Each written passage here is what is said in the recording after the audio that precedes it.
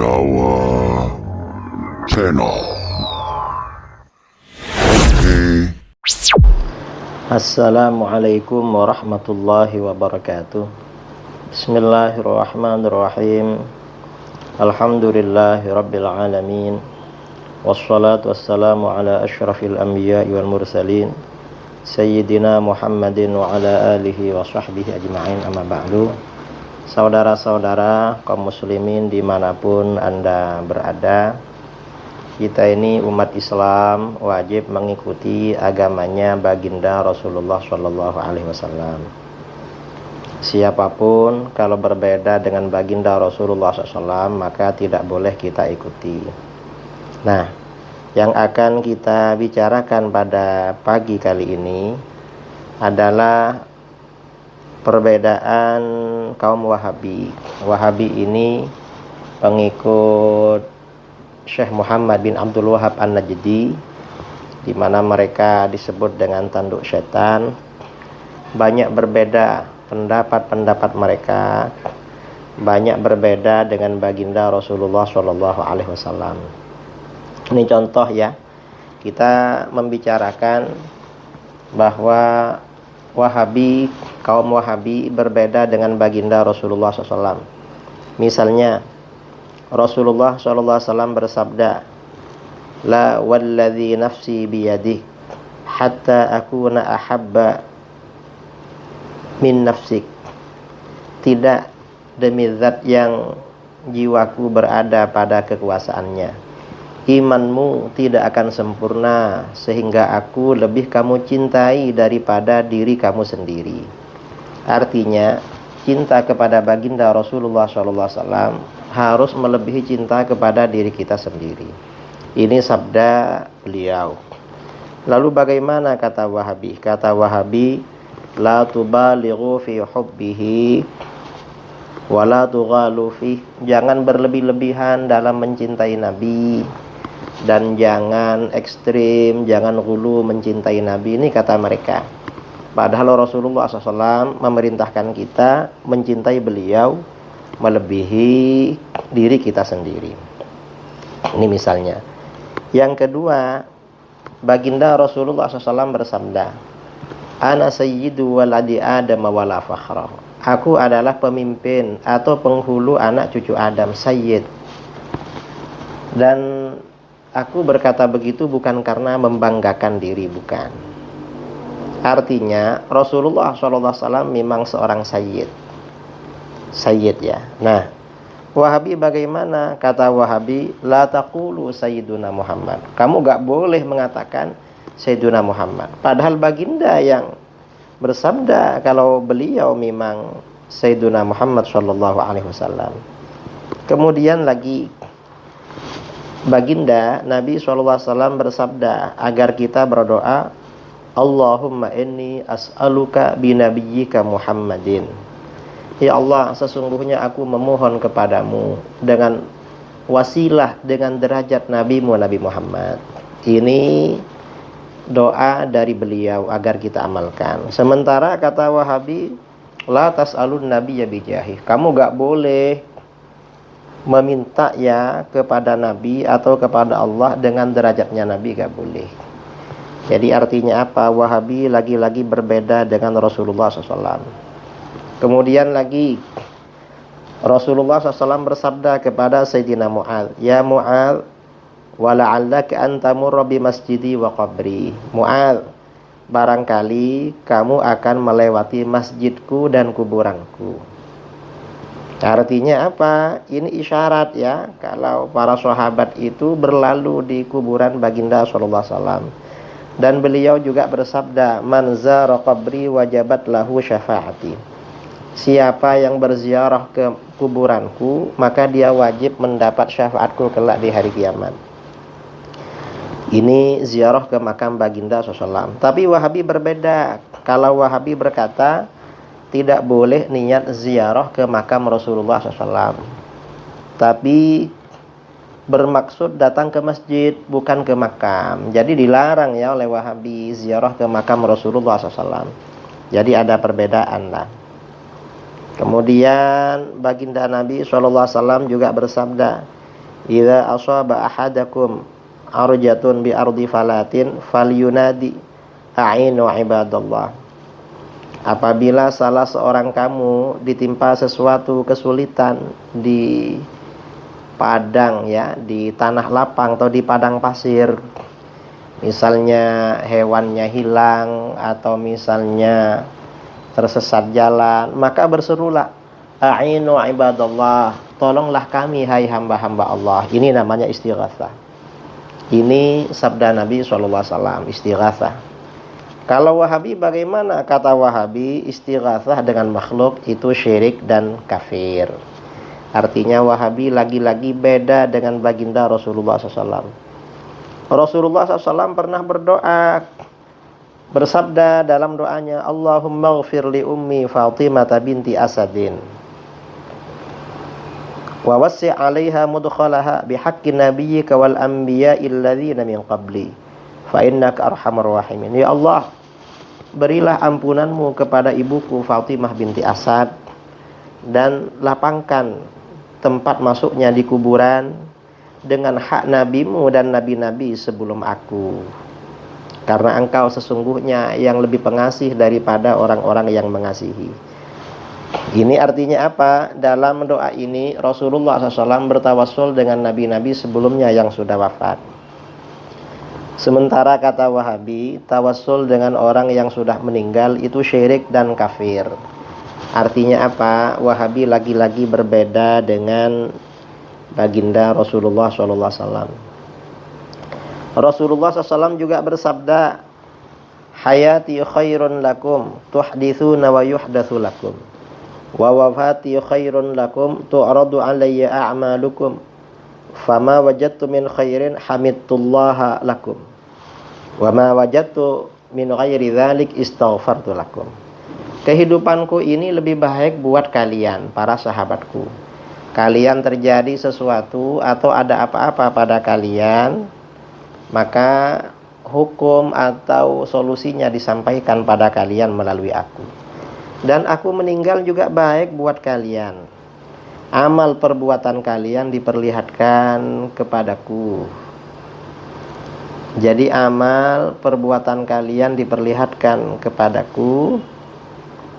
Apa-apa yang aku jumpai perbuatan kalian itu baik, aku memuji kepada Allah. Dan kalau perbuatan kalian itu tidak baik, aku doakan kepada Allah mengampuni kalian. Artinya Rasulullah SAW walaupun sudah wafat itu bermanfaat. Sementara orang-orang Wahabi berpendapat beda.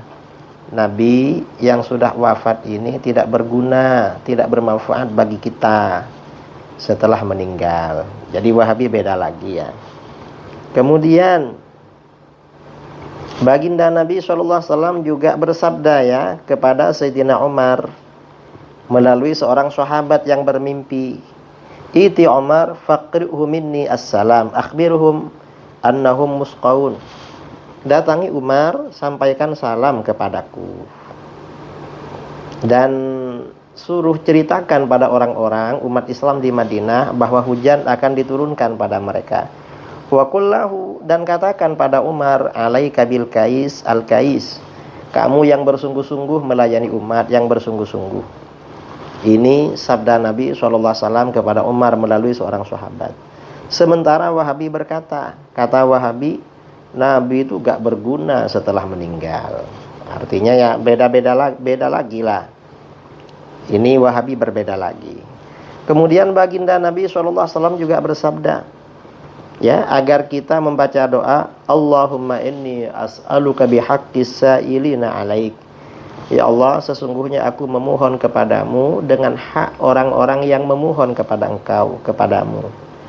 Sementara Wahabi berkata, ya, kata orang-orang Wahabi, ya, bertawassul itu hukumnya syirik dan kufur. Padahal itu ajaran baginda Rasulullah SAW.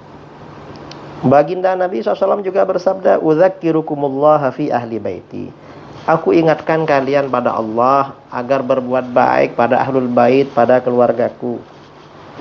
Ini pesan Nabi SAW. Sementara Wahabi berkata, ziarah kepada ahlul bait, kepada para wali dan orang-orang soleh itu katanya syirik. Jadi Wahabi beda lagi lah. Lalu baginda Nabi SAW bersabda, al-anbiya'u ahya'u fi quburihim yusallun.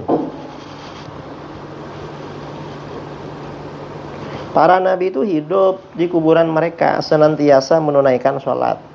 Tapi kata Wahabi apa? Para nabi itu gak mendengar seruan kami, gak mendengar mereka. Panggilan kami gak mendengar. Padahal hidup dan sholat. Aneh Wahabi ini. Baginda Nabi SAW juga bersabda, innal abda idza wudi'a fi qabrihi wa tawalla anhu ashabuhu innahu la yasma'u qur'an alihim. Ini hadis sahih ya. Sesungguhnya seorang hamba apabila diletakkan di kuburannya, lalu orang-orang yang mengantarkan pergi mau pulang, sesungguhnya hamba yang mati itu mendengar suara sandal mereka. Ini. Tapi kata Wahabi apa? Wahabi beda lagi. Kata Wahabi, orang mati gak mendengar di kuburan, gak mendengar lagi. Kemudian baginda Nabi SAW juga bersabda ya, inna a'malakum tu'radu ala aqaribikum wa asyairikum min ahlil akhirah. Fa in kana khairan farihu wastabsharu wa qalu Allahumma hadza fadluk wa rahmatuk. Fa'atmim ni'mataka alaihi wa amithu alaiha. Wa yu'radu alaihim amalul musii fayaqulun Allahumma alhimhu amalan sholihan tarda bihi wa tuqarribuhu ilaihi. Sesungguhnya amal-amal perbuatan kamu diperlihatkan pada kerabat dekat dan kerabat jauh kamu yang telah meninggal dunia di akhirat.